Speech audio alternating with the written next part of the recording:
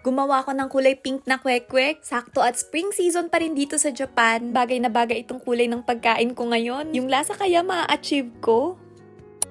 Niready ko na tong mga ingredients na gagamitin. Meron ako ditong pugo, shiyokosho, combination niya ng salt and pepper. Meron din yung paminta lang. Sa totoo guys, kulay pula talaga tong food color ko. Meron din ako syempre harina. Una kong kailangan gawin, pakuluan itong mga itlog na maliliit. Pugo di ba yung tawag dito? Konti nga lang tong meron ako guys. Parang mga nasa 10 piraso lang. Nilagyan ko na ng tubig para habang gumagawa ko ng pambalot, maluluto na rin yung pinakaitlog. Binuksan ko na yung stove, tapos isinalang itong mga pugo natin. Para naman sa mixture ng pinakalabas ng kwek-kwek. Nag-search lang ako online guys at wala talaga akong idea kung paano to gawin. Ilang taon na rin kasi last na nakakain ako ng kwek-kwek. Naglagay na ako ng mga pampalasa tulad ng paminta at asin. Naku, puro estimate nga lang tong ginagawa ko. Nilagyan ko na rin ng tubig. Tapos, imekos-mekos lang natin yan. Kapag mas naparami ng tubig, dagdag na lang ng harina. Adjust nyo lang, depende sa consistency na gusto nyo. Ako nga, bago ko rin na-achieve yung pinaka-perfect na combination ng harina at tubig, nakailang dagdag rin ako. Ang bilis lang naluto nitong itlog ng pugo. Paano ang liliit kasi? Tapos 10 piraso lang. Ito nga yung food coloring ko guys na nahirapan akong hanapin dito sa Japan. Kahit na dito ako sa syudad nakatira at pinakasentro, ang dami ko pang na-try at nag-fail na supermarket na pinuntahan kung meron bang binibentang food coloring. Sa Albi's ko nga lang to nabili guys. Kulay pula talaga to, pero syempre kapag kakonti lang yung ilalagay natin, hindi siya magiging ganun ka-dark, kaya mag-iitsurang kulay pink talaga. Gustuhin ko man yung kulay orange talaga na kwek-kwek, yung talagang tunay na kulay. Yung available na lang na kulay sa Albi's guys ay kulay pula at kulay blue. Parang hindi naman appetizing kapag ka-blue yung binili ko. Sa lahat ng process ng paggawa ng kwek-kwek, ito pala yung pinakamahirap. Itong pagbabalat ng itlog. Ewan ko guys, wala talaga akong talent dito. Kahit na yung normal na size ng itlog, hindi ako marunong magbalat nun. Laging sumasama yung puti kapag ka binabalatan ko. Partida malaki pa yun. Ngayon nga talagang mas struggle ako at mas nag-iingat. Kasi mamaya baka yung matira na lang dito. Yung napakaliit na dilaw. Alam nyo ba guys, meron pa akong pasok ngayon sa trabaho ko sa 7-Eleven. O diba sinabi ko na yung work ko kasi alam ko marami ding bago sa page natin na hindi pa alam kung ano yung trabaho ko dito sa Japan. Hindi ko nga rin alam kung bakit ngayon ko to ginagawa. Napaka-busy ko rin kasi. Kaya pati itong cravings ko, hindi ko na rin talaga maasikaso at mabigyan ng oras. Kung nasa Pilipinas lang ako ngayon at nag-crave ako ng kwek-kwek, isang punta ko lang sa kanto makakabili na ako agad. Kaso guys, nandito tayo ngayon sa Japan. Kaya yung mga Filipino food kapag kinrave mo talaga dito, wala kang choice kundi lutuin yun ng sarili mo. Kaya ayan nga yung ginagawa ko ngayon. Sa mga dati na dito sa page ko, alam niyo yung mga naging struggle ko sa pagluluto. Kasi nga bago ako pumunta dito sa Japan, wala talaga akong kaalam-alam sa pagluluto. Pero simula nung nag-living alone ako noon, dun ko talaga halos natutunan lahat ng mga pagluluto. Tipong hindi lang pala pagpipirito ang pagkain. Hindi naman lahat ng mga naluluto successful,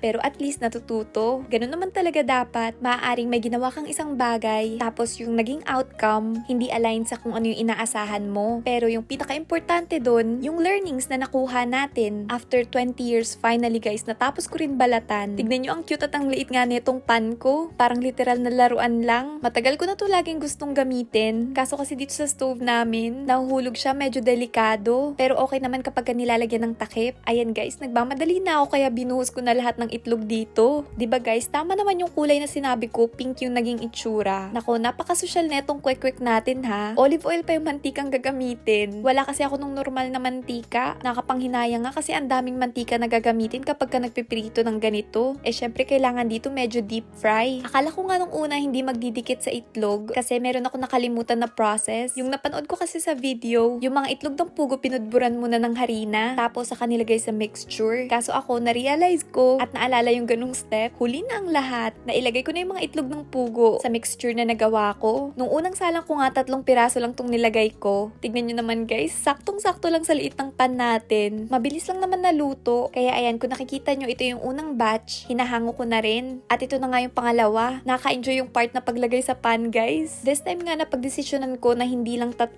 yung isasalang ko. Kasi alam nyo ba, habang nagluluto ako dito, tingin talaga ako ng tingin sa orasan. Baka mamaya kakatupag ko na itong cravings ko. Malate na ako sa trabaho. Ayan, kung nakikita nyo nga 4 na tong nakasalang. Hindi ko na rin masyado pinatagal. Medyo nilaksan ko na rin yung apoy para mas mabilis maluto. piraso. Buti na lang 10 piraso lang to. Naku guys, hindi na nga ako nakagawa ng sauce kasi kinulang na talaga sa oras. Kailangan ko na pumasok sa trabaho. Pero syempre bago pumasok, hindi pwedeng hindi ko to matitikman. Yung pinakalasa, lasang kwek-kwek naman siya guys. Walang pinagkaiba sa kulay orange na kwek-kwek. Malasa rin yung mixture na nagawa ko. Kaso meron talagang kulang. At ayun nga yung sauce. Ayun pa guys, hindi ko rin naaral yun kung paano gawin. Feeling ko nga mas mahirap yun gawin. Ayoko kasi nung suka lang. Gusto ko yung parang matamis-tamis. Yung ganong klase ng sauce. 'Di ba kasi guys, dalawang klase lagi yung sauce ng kwek-kwek. Yung suka at yung matamis. Alam nyo naman, napakahilig ko sa matatamis na pagkain. Kaya ganong klase ng sauce talaga yung hinahanap ko ngayon. 2 piraso lang yung nakain ko. Promise guys, 2 piraso lang yung nakain ko pero bakit 7 lang yung natira?